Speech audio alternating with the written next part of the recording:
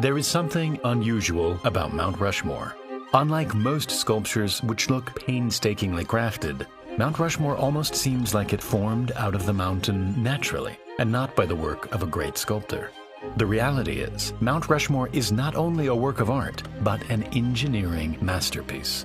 Despite having zero artistic experience, an enormous team of gold miners managed to bring these giant heads into existence using jackhammers, dynamite, and some clever engineering. We modeled the entire thing to show you how they mapped the design onto the mountain using ancient Greek technology, and how all of this was done without losing a single man. But in order to understand why Mount Rushmore exists in the first place, we need to go back in time. In the early 1920s, the state of South Dakota was just a few decades old, and it was struggling to get its foot in the door. State historian Doane Robinson saw how tourists from all over the country had been flocking to a new sculpture in the state of Georgia, and this gave him an idea.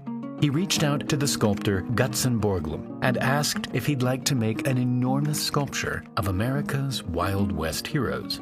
Borglum was excited by the idea, but thought that more national figures, like presidents, would draw more attention. And so, in the summer of 1925, he traveled to South Dakota and came across Mount Rushmore, a 500-foot tall cliff edge made from fine-grained granite.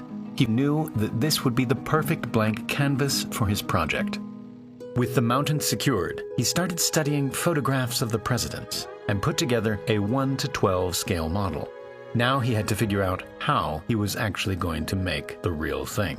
At the time, Mount Rushmore had nothing, no roads, no electricity, and no way for workers to even climb the mountain. And so in the summer of 1927, a road